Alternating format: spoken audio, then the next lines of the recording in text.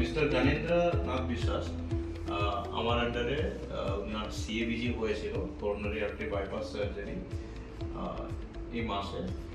তো ওনার হার্টে 3টে প্রধান শিরা, 3টে শিরাতেই ব্লকেজ পাওয়া গেছিল, তার সাথে হার্টের পাম্পিং উইক ছিল, একটা হার্ট অ্যাটাক হয়।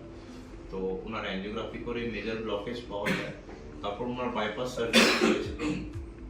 সার্জারি হওয়ার পরে ইমিডিয়েটলি হার্ট কিছুটা উইক ছিল, তো উনি ভেন্টিলেশন অলং উইথ আইবিপি সাপোর্টে ছিলেন। তারপর ওনার থেকে উনি খুব তাড়াতাড়ি রিকভার করেন।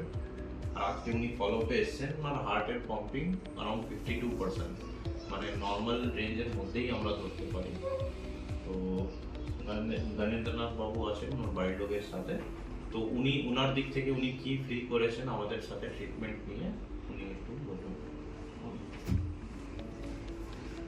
স্যার, আমার নাম শুভঙ্কর পাত্র। উনি আমার শ্বশুরমশাই নন, জ্ঞানেন্দ্রনাথ বিশ্বাস।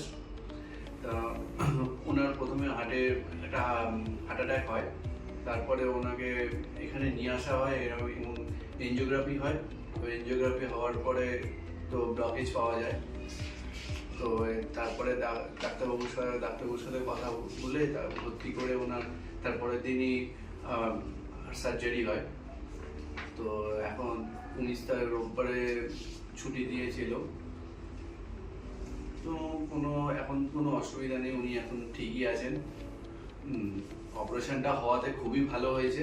আর ওভারঅল হচ্ছে আপনাদের হসপিটালের ব্যবহার খুবই ভালো, স্টাফ বলুন, ডক্টর বলুন, যাবতীয় আর অন্যান্য যারা ডিপার্টমেন্টে যারা রয়েছেন, যারা ওনাকে দেখেছেন, টেক কেয়ার করেছেন, খুবই ভালো তারা। এর দিক থেকে কোনো অসুবিধা নেই আমাদের।